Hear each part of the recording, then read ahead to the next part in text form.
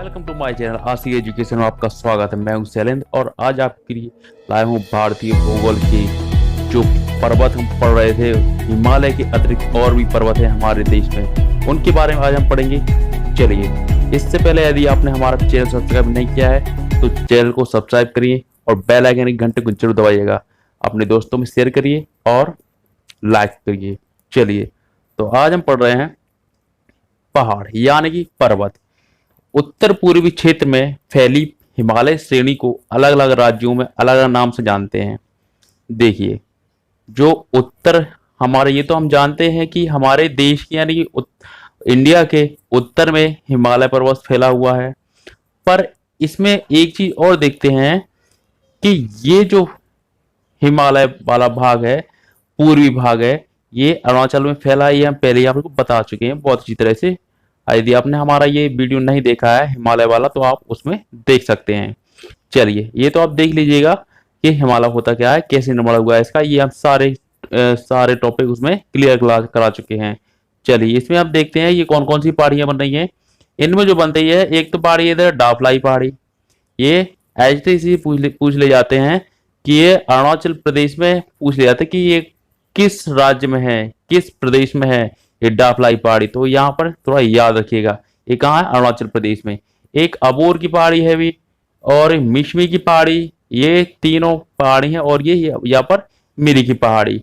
याद रखिएगा, एजिटिक क्वेश्चन ऐसे पूछ ले जाते हैं एग्जाम में, मिरी की पहाड़ी। क्लियर। एक और पहाड़ी है, ये है पटकाई की पहाड़ी। ये भी कहाँ, ये भी हमारे यहाँ पड़ती है। कहाँ पड़ रही है, ये पड़ रही है हमारे अरुणाचल प्रदेश में ही। क्लियर, बिल्कुल क्लियर। चलिए, अब बात करते हैं कि यहां पर एक नीचे जो है पटकाई की यानी कि अरुणाचल प्रदेश के नीचे जो जा रहा है नागालैंड, इधर कहाँ, ये कौन सी पहाड़ी पड़ रही है, ये भी यहाँ नागालैंड में नागाई पहाड़ी। इसी तरह से आप याद कर सकते हैं नागालैंड यानी कि नागाई पहाड़ी। क्लियर। चलिए, अब इसमें और भी टॉपिक हैं और भी पहाड़ियां हैं। ये जो है यहाँ पर, ये जो हमारा ये भाग पड़ रहा है, ये हमारा कहाँ, ये असम है। असम है, तो देखते हैं असम में कौन कौन सी पहाड़ी पड़ती है। असम में सिर्फ ये हमारी ये पड़ रही है, ये मिकिर की पहाड़ी। कौन सी है, मिकिर की पहाड़ी। याद रखिएगा, मिकिर की पहाड़ी पूछ लिया जाता है क्वेश्चन कि ये पहाड़ी किस राज्य में पड़ रही है, तो हमारा आंसर क्या हो जाएगा, असम। तो ये असम कहाँ से कहाँ फैला हुआ है, देखिए यहां से यहां तक पूरा ये असम ही है ये। क्लियर। चलिए, अब बात करते हैं और पहाड़ियां हैं जो हमारी गारो खासी जयंतियां। ये है गारो खासी जयंतियां। ये तीनों एक लाइन से पूछ ली जाती हैं एग्जाम में, कभी पूछ ली जाए तो कि ईस्ट वेस्टर्न से ईस्टर्न तक जो पहाड़ियां हैं इनको क्रम में लगाइएगा। क्लियर। चलिए, तो हम लगा सकते हैं कि सबसे वेस्ट में कौन सी है, गारो, फिर खासी, फिर जयंतियां। ये तीनों जो पहाड़ियां कहाँ है, ये हमारा यहाँ ये वाला क्षेत्र जो है, ये वाला पड़ रहा है हमारा मेघालय। कौन सा है, ये हमारा मेघालय, मेघालय पड़ रहा है। तो क्लियर, याद रखिएगा कि ये तीनों पहाड़ियां कहाँ पड़ रही है, गारो खासी जयंती, ये कहाँ पड़ रही है, ये पड़ रही है हमारी मेघालय में। Clear point. चलिए, एक पॉइंट और याद रखिएगा, ये तो हमारी हो गई, ये कौन सी क्या हो गई, ये हमारी हो गई पूर्वी वाली पहाड़ियां, पूर्वी। क्लियर। चलिए, एक क्वेश्चन और आ जाता है कि ये जो सबसे अधिक, चलिए पहले हम बात कर लेते हैं जयंतिया के बारे में। अब ये बात करते हैं कि जयंतियाई पहाड़ी, ये जो हमारी जो पहाड़ियां हैं, ये देखिए जयंती पहाड़ी किस तरह की है। जयंती में ये मेघालय में स्थित है, और ये किस आकार की है, ये कीपा आकार की, यानी कीप के अनुसार, जो कीप आपने देखी हुई कभी, जो तेल वगैरह डालने की काम में आती है, उल्टी कीप के अनुसार ऐसी होती है, ऐसी दिख रहा है, यही होती है कीप। तो इसी कीप के अनुसार ये पहाड़ी है जो यहां पर वर्ष भर यहाँ पर कौन, दो शहर बसे, यहाँ पर दो शहर दिखाए हुए हैं, दर्शाए हैं। एक तो चेरापूंजी है, देखिए मैं आपको अच्छी तरह से बता भी देता हूं। एक तो यहां पर क्या है, ये चेरापूंजी दिख रहा है, और यहां पर क्या है, माउसेन राम। ये चेरापूंजी जो है यहाँ पर सबसे पहले ये पहले अपन देख लेते हैं कि ये वर्षा सबसे पहले, सब जब जब मानसून बनता है ना, तो मानसून सबसे पहले इसमें यहाँ पर मतलब इसमें जो प्रवेश करता है, तो ये मानसून जो है तो इसमें से यही घूमता रहता है, वर्ष भर यहीं घूमता रहता है और यहाँ पर बाहर नहीं निकल पाता है, यहीं से टकरा कर निकलता रहता है। कहां से? जब यहां से घुसता है तो यहीं से एक दूसरे से, यहाँ ये दीवार है ये और जो पहाड़ी है इन्हीं से टकरा कर इसी में ऐसे ऐसे घूमता रहता है और यहाँ पर वर्षा करता रहता था। पहले पॉइंट आता था कि सबसे अधिक वर्षा कहाँ होती थी, तो सबसे ज्यादा पहले हम जानते थे कि यहाँ पर चेरापूंजी में होती थी। पर अब जो चेरापूंजी से लेकर यहाँ पर ये कितने किलोमीटर है? ये 15 किलोमीटर दूर है। कितना? 15 किलोमीटर दूर मानते हैं चेरापूंजी से, यहीं पर मासिनराम है 15 किलोमीटर दूर। अब यहां पर सबसे अधिक वर्षा होती है, सबसे अधिक विश्व में। Clear point? तो विश्व में सबसे अधिक वर्षा वाला स्थान कौन सा है? मासिनराम। ये कहां पड़ता है? जयंती पहाड़ी। ये जयंती कहां पड़ती है? मेघालय में। ये एचडी क्वेश्चन ये पूछ लेते सबसे अधिक वर्षा कहां होती है? मासिनराम में। क्लियर? यदि इसे मासिनराम नहीं होगा ऑप्शन में तो हम चेरापूंजी होगा तो चेरापूंजी लगाएंगे, और चेरापूंजी नहीं हो तो मासिनराम तो हम लगाइए, तो मासिनराम हमारा है ही। और यदि दोनों हैं तो दोनों में से हम क्लियर इसको लगाएंगे मासिनराम को। क्लियर? ये कहां पड़ रही है? जयंती पहाड़ी। ये किस आकार की है? ये कीपा अनुसार है, ये कीपा के अनुसार। ठीक है, कीप के अनुसार। चलिए आगे पॉइंट क्लियर करते हैं। सर्वाधिक वर्षा कहां होती है? मासिनराम में। ऐसे क्वेश्चन पूछे जाते हैं, ये कहां हो रही है वर्षा सबसे अधिक, कहां होती है विश्व में। ठीक है, चलिए अब बात करते हैं अरावली श्रेणी की, यानी अरावली पर्वत श्रेणी। अब ये श्रेणी क्या होती है? ये देखिए श्रेणी होती क्या है? श्रेणी यानी कि ये तो हम पर्वत हो गया हमारे ये। अब इसी तरह से लाइन में जो बनी हुई है ऐसे चलते जाते हैं, यही चलती जाती, ये क्या होगी? हमारी श्रेणी। ठीक है, एक चेन की तरह चल रही है, तो ये हमारी क्या हो गई? श्रेणी। Clear point? चलिए ये तो हो गई श्रेणी वाली बात कि ये किस तरह से चलती है। अब इसकी फैली कहां हुई है अरावली पर्वत? तो ये हमारे गुजरात में भी फैली है, राजस्थान में, हरियाणा और दिल्ली में भी है। इसका विस्तार कितना है? 800 किलोमीटर। कितना? 800 किलोमीटर। क्लियर? ऐसे ही याद रखिएगा इसको। क्लियर पॉइंट हुआ? क्या हुआ कि 800 किलोमीटर में फैली हुई हमारी अरावली पर्वत श्रेणी। ये किस किस राज्यों में फैली हुई है? ये 4 राज्यों में फैली हुई है। कितने? 4 राज्यों में। ये भी पूछ लिया जाता है कि कितने राज्यों में अरावली पर्वत श्रेणी फैली हुई है, तो कितने राज्यों में फैली हुई है? 4 राज्यों में। कौन सा हो जाए? गुजरात, राजस्थान, हरियाणा और दिल्ली। याद रखिएगा अपनी नोट कॉपी में, नोट कॉपी में कर लीजिए, नोट कर लीजिए। क्लियर? चलिए अब बात करते हैं कि अरावली पर्वत प्राचीन भारत की सबसे पुरानी, यानी प्राचीन भारत की, यानी प्राचीन मानते हैं, यानी कि विश्व की सबसे प्राचीन है। विश्व की, भारत की बात नहीं कर रही है ये भारत में, पर ये संसार में सबसे पुरानी पर्वत श्रृंखला मानी जाती है। कौन सी? ये अरावली पर्वत। क्लियर? सबसे प्राचीन। तो क्वेश्चन ऐसे यहां से भी बन जाता है कि सबसे पुरानी पर्वत श्रृंखला कौन सी है? अरावली पर्वत। याद रखिएगा अरावली पर्वत। और इसे टूटा फूटा बलित पर्वत भी कहते हैं। टूटा फूटा। क्लियर? वलित का मतलब ही होता है टूटा फूटा, बहुत पुराना, प्राचीन समय का, प्राचीन, सबसे प्राचीन। ठीक है, चलिए अब बात करते हैं अरावली पर्वत। अरावली पर्वत जो कि दिल्ली तक जाती है, और दिल्ली में ही एक रायसीन की पहाड़ी है। रायसीन का मतलब है, ये है रायसीन। क्या है? रायसीन। याद रखिएगा, थोड़ा मिस्टेक हो गई लिखने में, याद रखिए इसको, मैं बता भी देता हूं, लिख के दिखाता हूं। अब ये तो हो गई रायसीन की पहाड़ी, ये कहां है? दिल्ली में स्थित है। दिल्ली में अब रायसीन की पहाड़ी पर एक जगह है, ये है राष्ट्रपति भवन। कहां बना हुआ है ये? दिल्ली में अरावली पर्वत पर रायसीन की पहाड़ी पर क्या बना हुआ है? राष्ट्रपति भवन। ये इंपोर्टेंट है, इस पर मार्क लगा दीजिए, बिल्कुल इंपोर्टेंट पॉइंट है, इस पर स्टार लगा दीजिएगा। बहुत इंपोर्टेंट, कई बार ये क्वेश्चन पूछ लिया गया है कोई उसमें एग्जाम में। चलिए अब बात करते हैं अरावली श्रृंखला पर राजस्थान के सिरोही जिले में। राजस्थान के सिरोही जिले में एक माउंट आबू है। माउंट आबू कहां है? ये राजस्थान की बात कर रहा है अरावली पर्वत, जो जैसे मैंने बताया है, ये कहां का है? राजस्थान, गुजरात, हरियाणा और दिल्ली में, ये चार राज्यों में फैला हुआ है। Clear point? अब ये बात कर रहा है अरावली पर्वत कहां है? राजस्थान के सिरोही जिले में। सिरोही जिले में अब ये माउंट आबू है सिरोही जिले में, और इस पर एक अरावली पर्वत की सबसे ऊंची चोटी है। किसका क्या नाम है? इसका नाम है हमारा गुरु शिखर। क्लियर?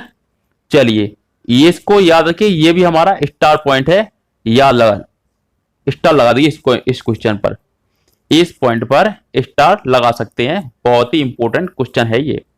चलिए ये क्वेश्चन आने की बहुत ही, चलिए बात करते हैं गुरु शिखर को। अब गुरु शिखर जो ऊंची है, अरावली पर्वत की सबसे ऊंची चोटी है, इसको जेम्स टोड एक वैज्ञानिक थे, जो यही भू वैज्ञानिक होंगे। तो ये क्या है, इन्होंने क्या कहा है, इसने गुरु शिखर को क्या कहा है, संतों का शिखर कहा है, संतों का शिखर। अब भाई उन्होंने संतों का शिखर क्यों कहा है, भाई कोई ना कोई कारण तो होगा, या तो वहां संत उन्होंने देखे होंगे, या कोई और बात होगी, तब संतों का पहाड़ कहा, शिखर कहा है उन्होंने। चलिए चलिए आगे बात करते हैं। अरावली पर्वत को जारगा की पहाड़ी भी कहा जाता है, अरावली पर्वत को जारगा की पहाड़ी भी कहा जाता है। Clear point.